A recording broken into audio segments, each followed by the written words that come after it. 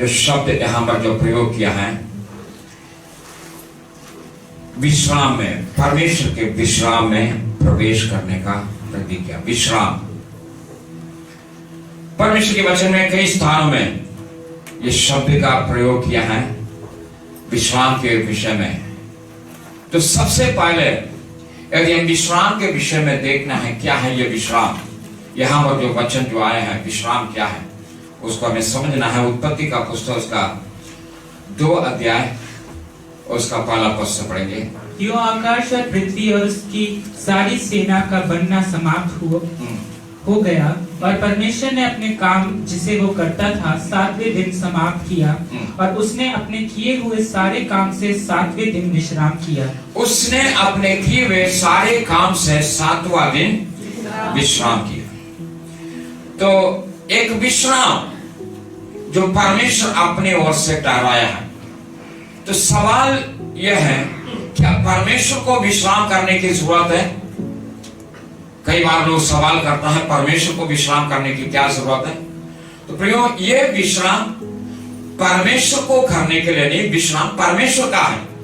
ये विश्राम परमेश्वर का है, लेकिन ये विश्राम परमेश्वर के लोगों के लिए है। Praise the Lord.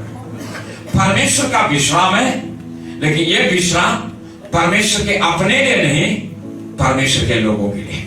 और उसके बाद हम आने वाला अध्याय में आगे वचनों को जब हम अध्ययन करते हैं तो हम देखते हैं परमेश्वर सख्त रीति से लोगों को यह आदेश दिया विश्राम दिन को पवित्र मानना। जब हम निर्गमन का पुस्तक उसका 20 अध्याय का 8वां पद में जब आएंगे, निर्गमन 20 अध्याय का 8वां पद। विश्राम दिन को पवित्र मानने के लिए स्मरण रखना। 6 दिन तो तू परिश्रम करके अपना सब कामकाज करना, परंतु 7वें दिन तेरे परमेश्वर यहोवा के लिए विश्राम दिन है। उसमें ना तो तू किसी भांति का कामकाज करना, और ना तेरा बेटा और ना तेरी बेटी, ना तेरा दास, ना तेरी दासी, ना तेरे पशु, ना कोई परदेशी जो तेरे फाटकों के भीतर हो, क्योंकि 6 दिन में यहोवा ने आकाश और पृथ्वी और समुद्र और जो कुछ उसमें है सबको बनाया और 7वें दिन विश्राम किया। इस कारण यहोवा ने विश्राम दिन की आशीष दी। और इस कारण यहोवा ने विश्राम दिन की आशीष दिया, क्योंकि 6 दिन में उन्होंने सारे सृष्टि को बनाया और 7वां दिन विश्राम किया। तो परमेश्वर यहाँ पर जो परमेश्वर का जो विश्राम है, वही विश्राम परमेश्वर अपने लोगों के लिए देता है। इस्राएलियों से कहता है 6 दिन तुम काम करे और 7वां दिन तुम विश्राम कर, और कोई भी काम उस दिन ना करना। ये केवल मनुष्य के लिए नहीं, वो पशु पक्षी प्रत्येक जनों के लिए ये विश्राम। और आने वाला सब अध्याय में और आगे की ओर जब हम जाते हैं निर्गमन का पुस्तक और लेवी व्यवस्था का पुस्तक में जब जाएंगे तो वहां पर हम देखते हैं ये विश्राम केवल मनुष्य पशु पक्षियों के लिए नहीं, विश्राम भूमि के लिए भी दिया गया। भूमि के लिए परमेश्वर कहता है भूमि विश्राम कर। इसलिए 7वां साल तुम कोई भी काम, मतलब खेत में कोई भी खेती नहीं करना। तो कहने को मतलब प्रियो, ये विश्राम परमेश्वर ने अपने लोगों के लिए दिया। और इब्रानियों की पत्री में जब आता है तो यहां पर लिखा है इसलिए एक विश्राम, उसके विश्राम में प्रवेश करने का प्रतिज्ञा अभी तक बाकी है, विश्राम में प्रवेश करने का। तो सवाल यह है क्यों। सबसे पहले मैं इस बात को बताना चाहता हूं ये विश्राम परमेश्वर ने क्यों दिया है। उसके बाद फिर हम आगे जाएंगे क्या है ये विश्राम, यदि परमेश्वर चाहे तो आने वाला हफ्ता में, क्योंकि आज जो है उसको पूरा करना मुश्किल है। तो आने वाला हफ्ता में यदि प्रभु चाहे तो हम इसको पूरा देखेंगे। यदि आपको याद हो तो मैंने इस वचन को इससे पहले भी दे चुका है, लेकिन फिर भी परमेश्वर की आत्मा जैसा प्रेरणा दिया है मैं फिर से इस वचन को आपके सामने रखता हूं। तो सबसे पहले मैं विश्राम के विषय में बताना चाहता हूं ये विश्राम क्या है। ये विश्राम परमेश्वर का कार्य करने का जो 6 दिन का जो कार्य, उसके बाद 7वां दिन परमेश्वर विश्राम करता है। तो मैं फिर कहना चाहता हूं ये विश्राम परमेश्वर के अपने लिए नहीं, क्योंकि भजन संहिता उसका 121 अध्याय जो पढ़ेंगे, मैं चाहूंगा उस अध्याय को पढ़ें।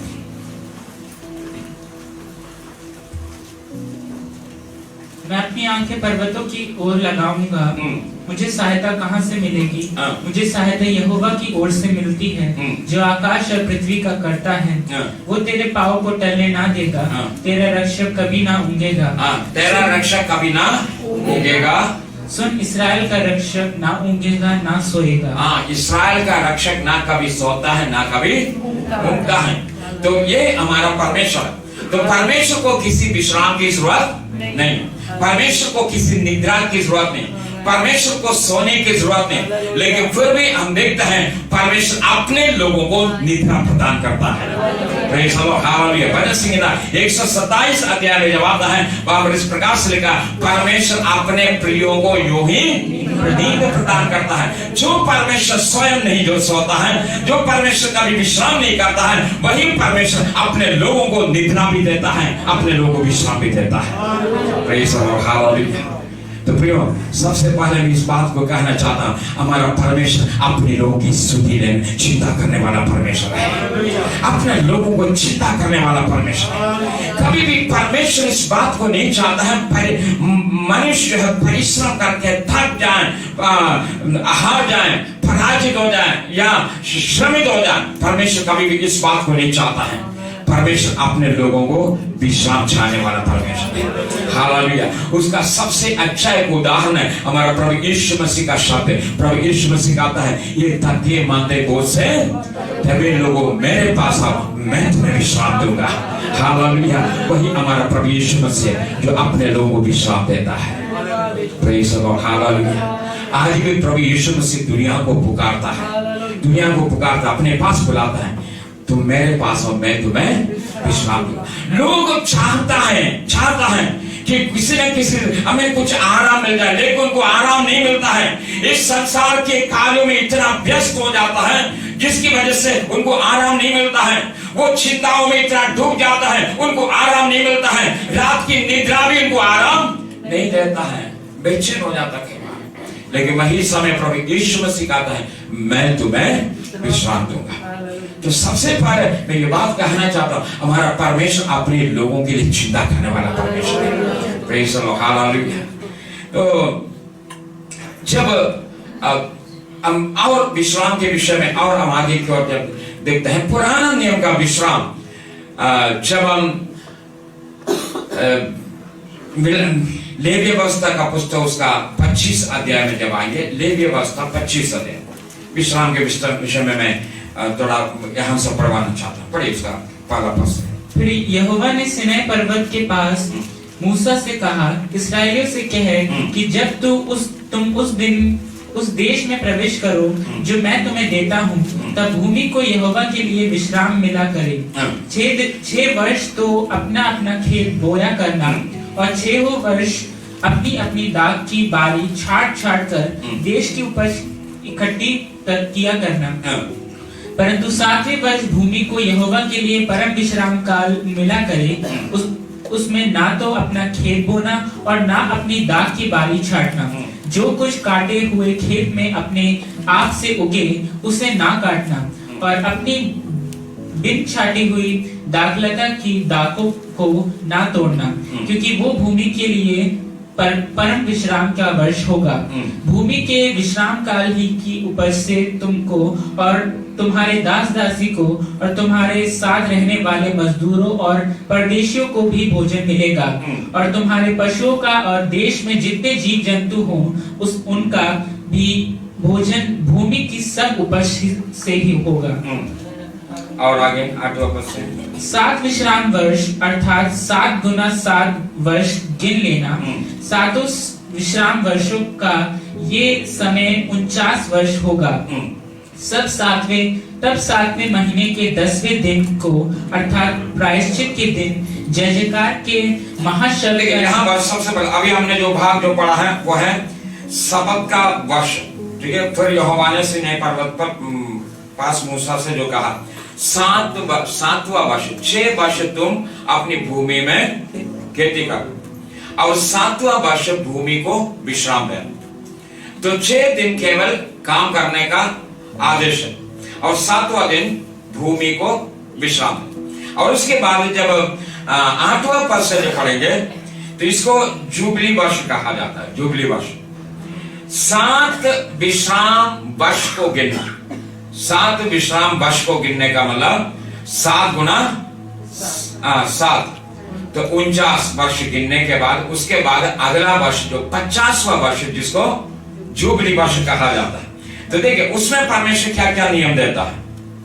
तब 7वें महीने के 10वें दिन को अर्थात प्रायश्चित के दिन जय जयकार के शब्द महाशब्द का नरसिंगा अपने सारे देश में सब कहीं फुकवाना और उस 50वें वर्ष को पवित्र मानना और देश के सारे निवासियों के लिए छुटकारे का प्रचार करना।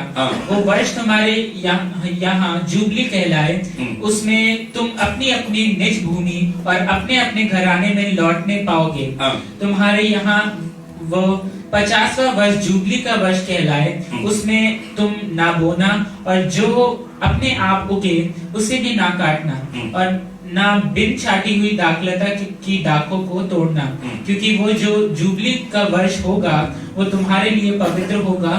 तुम उसकी उपज खेत ही में से ले लेके खाना। देखिए ये हमारा परमेश्वर जो जुबली वर्ष में परमेश्वर का जो नियम यह है 49 साल कहीं पर भी आप जाएं, देश के किसी भी कोने में जाकर आप काम करें, कोई भी परिश्रम करें, लेकिन 50वां साल अपनी स्थान से सबको वापस अपनी भूमि में आना। अर्थात 50वां दिन कोई भी परदेश में नहीं रहेंगे, किसी पराय देश में जाकर वहां पर परिश्रम नहीं करेंगे, वो उनको अपनी भूमि में आकर विश्राम करना। तो मैं जो बात जो कहना चाहता है, विश्राम क्या है?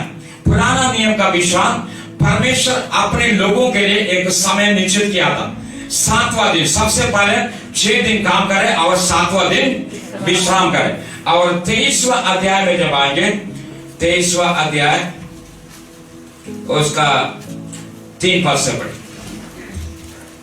6 दिन कामकाज किया जाए पर 7वां दिन परम विश्राम का और पवित्र सभा का दिन है। उसमें किसी प्रकार का कामकाज ना किया जाए। वो तुम्हारे सब घरों में यहोवा का विश्राम दिन ठहरे। तो यह है सबसे पहले जो सबत का दिन जो कहा जाता है। 6 दिन काम करें और 7वां दिन विश्राम करें। तो यहां तक जो है परमेश्वर 7वां दिन के लिए नियम ठहराया था। एक जन यात्रा करने के लिए भी एक दूरी निश्चित किया था। सबत का दिन केवल उनको 900 मीटर दूरी तक यात्रा करना था। 900 मीटर मतलब 1 किलोमीटर भी यात्रा नहीं कर सकता है। इसको सबत का दिन की दूरी कहा जाता है। जो आप मत्ती प्रेरितों का काम उसका पहला अध्याय में आप देखते हैं, जो जैतून पर्वत है यरूशलेम से 1 सबत की दूरी पर। तो ये 1 किलोमीटर का दूरी भी नहीं। तो कहने का मतलब इसी प्रकार से परमेश्वर एक जो है सख्त आदेश दिया था, इंसान इतना यात्रा भी ना करे, क्योंकि परमेश्वर अपने लोगों के लिए एक विश्राम का दिन ठहराया था। तो मैं विश्राम करना है। और उसके बाद 7वां साल के लिए परमेश्वर ने आदेश दिया, यदि 6 साल भूमि की उपज तुम ले रहे, खेती कर रहे, 7वां दिन खेती ना कर, और उसमें जो कुछ भी फल है उसको भी तू ना काटा जाए। और यदि तू काना है उसको काट कर घर में लाकर ना खाए, तो अपनी खेत में ही जाकर वहीं पर उसको तोड़कर अगर खाना चाहे तो खा सकता है। और ये फसल जो 7वां साल का, ये दासों के लिए, यात्रियों के लिए, परदेशियों के लिए दिया जाए। तो इस प्रकार से परमेश्वर 7वां साल को जो है विश्राम के रूप में अलग किया। और फिर अगला जो है 50वां जो साल जुबली, परमेश्वर ने कहा ये 49 साल तक तुम कहीं पर भी रहकर काम करें, और जो है 50वां साल अपनी भूमि पर, अपने देश में, अपने घर में वापस आ। इसके बीच में और भी कई नियम परमेश्वर ने जो दिया है। 6 साल यदि कोई दास सेवा करता है, किसी के घर में दास के रूप में सेवा करता है, 7वां साल उनको आजाद किया जाए, उनको दास बनाकर ना रखे, मालिक को अधिकार नहीं। 7वां साल उस मालिक को अधिकार नहीं है उसको दास के रूप में अपने घर में रखे। यदि वो दास स्वयं कहता है नहीं मैं तेरा गुलाम ही बन के रहना चाहता है, उसके लिए दूसरा एक नियम था, वो अपना कान चिदवा कर इस बात को प्रकट करते थे, मैं अब हमेशा के लिए तेरा गुलाम रहना चाहता हूं, मैं कभी कोई आजादी नहीं चाहता। ये परमेश्वर का जो नियम था दासों के लिए, दासियों। और इसी प्रकार से पशु पक्षियों के लिए भी परमेश्वर ने जो है जो नियम दिया था, यदि 6 दिन पशु पक्षी भी पशुओं को यदि परिश्रम करवाता है, खेत जोतने के लिए इस्तेमाल करता है और किसी काम के लिए पशुओं को इस्तेमाल करता है, 7वां दिन उससे वो काम ना कराए, वो विश्राम करे। और इसी प्रकार से 7वां साल भी पशुओं के लिए यही नियम था। तो कहने का मतलब प्रियो, परमेश्वर सारे सृष्टि के लिए इस बात को चाहता है कि वो 7वां दिन या 7वां साल या 50वां साल विश्राम करें। परमेश्वर का स्तुति। तो ये परमेश्वर की योजना का एक भाग है विश्राम, जिसको विश्राम कहते हैं। अभी हम प्रेरितों का इब्रानियों की पत्रिका उस विश्राम के विषय में हम देखेंगे। परमेश्वर का वचन क्या यहाँ पर प्रकट करना चाहता है। 4 अध्याय का पहला पद। इसलिए जबकि उसके विश्राम में प्रवेश करने की प्रतिज्ञा अब तक है, इसका विश्राम में प्रवेश करने का प्रतिज्ञा अब तक है, तो हमें डरना चाहिए।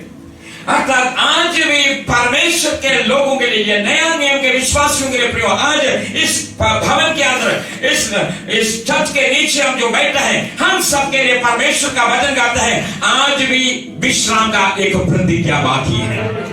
हालेलुया।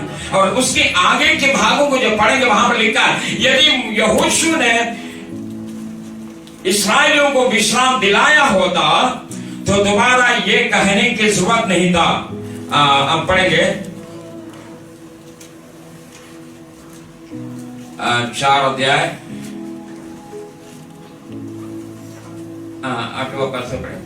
क्योंकि यदि यहोशू उन्हें विश्राम में प्रवेश करा लेता तो उसके बाद दूसरे दिन की चर्चा ना होती।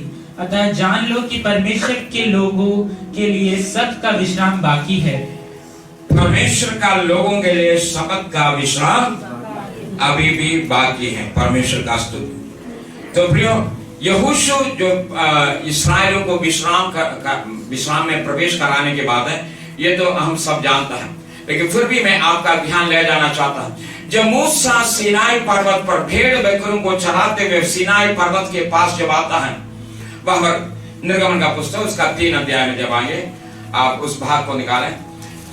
निर्गमन उसका 3 अध्याय उसका पहला पद से जब पढ़ेंगे तो आप देख सकते हैं। मूसा जब सीनाई पर्वत के पास जब आया, एक ऐसा दृश्य को देखता है, वहां पर जलता हुआ झाड़ी, लेकिन झाड़ी भस्म नहीं हो रहा है। उसको देखने के लिए मूसा आगे की ओर जाता है। परमेश्वर कहता है नहीं मूसा, तू आगे की ओर नहीं आना, और तू अपने पांव की जूते उतार रहे, क्योंकि जिस भूमि पर तू खड़ा है वो भूमि पवित्र है। और मूसा परमेश्वर जैसा कहता वैसा ही करता। और उसका 3रा पद से पढ़ी। तब मूसा ने कहा, मैं उधर जाकर उस बड़े आश्चर्य को देखूंगा कि वो झाड़ी क्यों नहीं जल जाती। जब यहोवा ने देखा कि मूसा देखने को मुड़ा चला आता है, तब परमेश्वर ने झाड़ी के बीच से उसको पुकारा, हे मूसा, हे मूसा। मूसा ने कहा, क्या आज्ञा? उसने कहा, इधर पास मत आ और अपने पांव से जूतियों को उतार दे, क्योंकि जिस स्थान पर तू खड़ा है वो पवित्र भूमि है। फिर उसने कहा, फिर परमेश्वर ने कहा, मैं तेरे पिता का परमेश्वर, मैं तेरा पिता का परमेश्वर हूँ, और अब्राहम का परमेश्वर हूँ, इसहाक का परमेश्वर हूँ, और याकूब का परमेश्वर हूँ। तब मूसा ने जो परमेश्वर की ओर देखने से डरता था, अपना मुंह ढांप लिया। फिर यहोवा ने कहा, मैंने अपनी प्रजा के लोग जो मिस्र में हैं, उनके दुख को निश्चय देखा है, उनका दुख को मैंने निश्चय देख लिया है, और उनकी जो चिल्लाहट परिश्रम कराने वाले के कारण, उनकी चिल्लाहट जो परिश्रम कराने वालों के द्वारा जो हुई है, उसको भी मैंने सुना है, और उनकी पीड़ा पर मैंने चित्त लगाया है। उसकी पीड़ा पर मैंने चित्त लगाया है, इसलिए अब मैं उतर आया हूँ। हालेलुया। यहाँ पर परमेश्वर कहता है, मैंने अपनी प्रजा की कराहने की आवाज को सुन लिया है, मैंने अपनी प्रजा की परिश्रम को देख लिया है, उसकी पीड़ा को, उसको पीड़ा देने वालों की पीड़ा को भी मैंने देख लिया है। जो कुछ भी मिस्र के राजा के द्वारा और मिस्रियों के द्वारा वो जो दुख उठा रहे हैं, ये सब कुछ मैंने देख लिया है, इसलिए मैं अभी उतर आया हूं। हालेलुया। क्यों उतर आया है? क्योंकि मैं अपनी प्रजा को मिस्र से छुड़ाकर विश्राम में प्रवेश कराना चाहता हूं। हालेलुया। उस मिस्रियों के हाथ से, मिस्र के फिरौन के हाथ से छुड़ाकर मैं मेरी प्रजा को विश्राम में प्रवेश कराना चाहता हूं। उसके आगे के भागों को जब आप पढ़ेंगे तो देखिए क्या कहता है, और आगे पढ़िए। इसलिए अब मैं उतर आया हूँ, इसलिए मैं अब उतर आया हूँ कि उन्हें मिस्रियों के वश से छुड़ाऊं और उस देश से निकालकर जहां बड़ो परिश्रम करता है, जहां बड़ो दुखी है, जहां बड़ो दुख में जीवन बिताता है, जहां बड़ो पीड़ाओं में जीवन बिताता है, जहां बड़ो गुलामी में जीवन बिताता है, जहां बड़ो दर्द में जीवन बिताता है, वहां से उन्हें छुड़ाकर एक अच्छे और बड़े देश में, जिसमें दूध और मधु की धाराएं बहती हैं, जिसमें दूध और मधु की धाराएं बहते हैं, अर्थात कनानी, हित्ती, एमोरी, परिज्जी, हिब्बी और यबूसी लोग के स्थान में पहुंचाऊं। तो यहाँ पर परमेश्वर जो है मूसा से कहता है, इसलिए मैं उतर आया है ताकि मेरी प्रजा को मिस्रियों के हाथ से आजाद करे। हालेलुया। मैं शॉर्ट में इस बात को जो बताना चाहता है, मतलब इसी प्रकार से परमेश्वर कहना चाहता है, मैं अपनी प्रजा को विश्राम में प्रवेश कराना चाहता हूँ। हालेलुया। तो प्रियो, यह है यहाँ पर जो है 4 अध्याय का अंदर हमने जो 8वें पद में जो देखा, क्योंकि यदि यहोशू ने विश्राम में प्रवेश करा लेता, मूसा के द्वारा इस्राएली लोग मिस्र से छुटकारा पाया है। 40 साल जंगल में यात्रा किया, 40 साल जंगल में यात्रा करके वो यॉर्दान के किनारे पहुंचता है। यॉर्दान के किनारे पहुंचकर मूसा का मृत्यु वहां पर हो जाता है, और उसके बाद परमेश्वर वो कार्य, मूसा ने जो कार्य किया वो कार्य यहोशू के हाथ में सौंपता है। यहोशू का पुस्तक उसका 1 अध्याय का उसका 2 पद से पढ़िए। मेरा दास मूसा मर गया है, इसलिए अब तू उठ, कमर बांध और उस सारी प्रजा समेत यरदन पार होकर उस देश को जा जिसे मैं उनको अर्थात इस्राएलियों को देता हूँ। उसको मैं इस्राएलियों को देता हूँ, जिस भूमि को मैं इस्राएलियों को देता हूँ, तो उस भूमि की ओर जा। तो ये वही देश है जो निर्गमन 3 अध्याय में परमेश्वर मूसा को जो आज्ञा दिया है, मेरी प्रजा को यहाँ से जुड़ाकर उस देश में ले जा। तो मूसा का मृत्यु यहाँ पर यॉर्दान में हो जाता है, और उसके बाद वो कार्य इस्राएलियों को विश्राम देश में प्रवेश कराना, उस देश के लिए कहा जाता है विश्राम देश। कनान के लिए दूसरी भाषा में आत्मिक रीत से जो कहा जाता है वो विश्राम देश है। तो इस्राएलियों के लिए विश्राम देश है। वहां पर आगे और भागों में जब आप पढ़ेंगे वहां पर इस प्रकार से लिखा, जिस देश में तूने दाग की बारी नहीं लगाया उस दाग की बारी मैं तुम्हें दूंगा। जो कुआं तूने नहीं खोदा है वही कुआं मैं तुझे दूंगा। जो घर तूने नहीं बनाया वही घर मैं तुझे दूंगा। हालेलुया। और परमेश्वर कहता है वो देश दूध और मधु बहने वाला देश है, जहां पर परमेश्वर का लोग आराम से जीवन बिताए। ये विश्राम देश है। तो यहाँ पर यहोशू का उत्तरदायित्व मूसा के मृत्यु के बाद इस्राएलियों को उस विश्राम देश में प्रवेश कराए। लेकिन प्रियो, इब्रानियों के पत्र में जब आता है तो हम इस बात को देखते हैं, यहोशू ने उनको विश्राम देश में प्रवेश नहीं कराया। अब उस पद को 8वां पद को एक बार और पढ़ेंगे। क्योंकि यदि यहोशू ने विश्राम में प्रवेश करा लेता तो उसके बाद दूसरे दिन की चर्चा ना होती।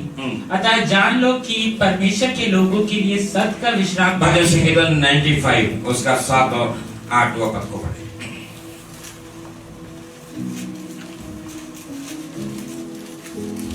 क्योंकि वही हमारा परमेश्वर है और हम उसकी चराई के प्रजा और उसके हाथ की भेड़े हैं।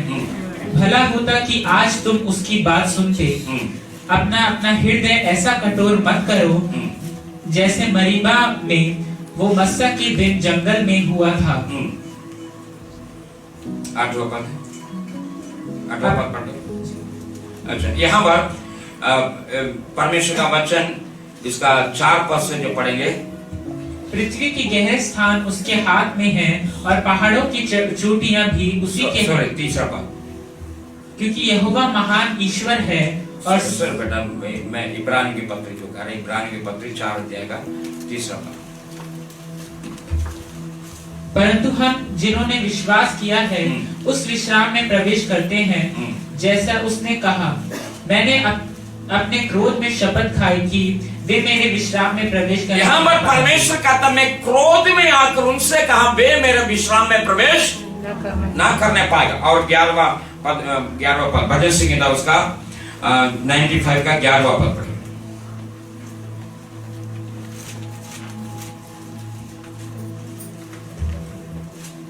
इस कारण मैंने क्रोध में आकर शपथ खाई कि ये मेरे विश्राम। इसी बात को यहाँ पर इब्रानियों का लेखक कोट करता, परमेश्वर क्रोध में आकर कहा तू मेरे विश्राम में प्रवेश ना करने पाएगा।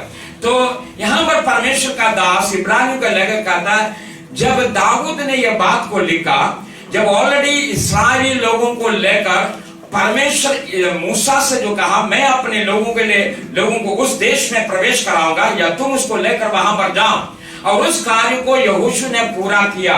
लेकिन फिर भी उसके बाद कई 100 साल के बाद परमेश्वर फिर कहता है मैं क्रोध में आकर कहा तू मेरे विश्राम में प्रवेश नहीं कर पाएगा।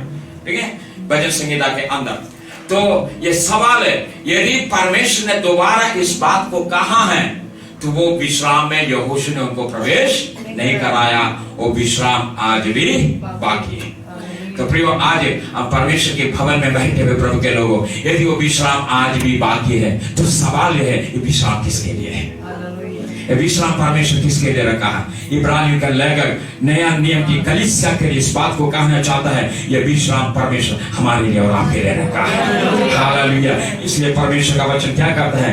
हमें डरने की जरूरत है, हमें डरने की जरूरत है। हालेलुया, ताकि हम उस विश्राम से वंचित ना हो जाए। आज हम परमेश्वर को उपस्थिति में जब बैठता है, मैं यहाँ पर समाप्त करना चाहता हूँ। उसके बाद हम थोड़ी समय आराधना में जाएंगे। ठीक है, ये आराधना का समय, परमेश्वर की उपस्थिति में हम फिर से आराधना करेंगे। प्रभु का भेंट भी उठाना है, तो आराधना में और समय बिताएंगे। लेकिन मैं इस बात को बताना चाहता हूँ, हम प्रभु के लोगों को परमेश्वर को धन्यवाद देने की जरूरत है। हालेलुया। सबसे पहली बात है वो हमारी चिंता करने वाला परमेश्वर है। हालेलुया। कभी भी परमेश्वर अपने लोगों के लिए नहीं चाहता वो दुख में जीवन बिताए। कभी भी परमेश्वर इस बात को नहीं चाहता है वो पाप की गुलामी में जीवन बिताए। कभी भी परमेश्वर इस बात को नहीं चाहता है परमेश्वर का लोग फिरौन की गुलामी में जीवन बिताए, या समस्याओं में जीवन बिताए, परेशानियों में जीवन बिताए। यदि मूसा को जो है परमेश्वर होरेब पर्वत पर परमेश्वर उतर के मूसा को इस्राएल को आजाद करने के लिए चुनकर अलग किया है, और परमेश्वर ने मूसा से कहा तू मेरी प्रजा को मिस्र के फिरौन के हाथ से और मिस्रों के हाथ से आजाद करके उस विश्राम के देश में या दूध और मधु बहने वाला देश में प्रवेश कराए। यदि परमेश्वर ने मूसा को ये आज्ञा देकर उस कार्य को सौंपा है, तो प्रियो नया नियम के विश्वासियों, हमारे लिए और आपके लिए परमेश्वर ने मूसा को नहीं, मूसा से भी बढ़कर अपने पुत्र को हमारे लिए भेजा है। हालेलुया। अपने पुत्र को भेजा है, जिसने संसार में आके कहा ये थके मंदे बोझ से देवे लोगों मेरे पास आओ। परमेश्वर का पुत्र प्रभु यीशु मसीह क्यों स्वर्ग छोड़कर संसार में आया? मूसा को परमेश्वर ने जो बात कहा, मैंने अपनी प्रजा के कराहने के शब्द को सुन लिया है, उसके पीड़ाओं को मैंने देख लिया है, उनको सताने वालों के द्वारा उनको जो मिल रहा है ये सब कुछ मैंने देख लिया है, इसलिए मैं उतर आया है। हालेलुया। प्रियो, हमारा परमेश्वर का पुत्र प्रभु यीशु मसीह स्वयं स्वर्ग से नीचे उतर के आया है, क्योंकि वो व्यवस्था की अधीन जीवन बिताने वाला लोग, व्यवस्था की गुलामी में जीवन बिताने वाला लोग, पाप की गुलामी में जीवन बिताने वाला लोग है। उस पाप की गुलामी से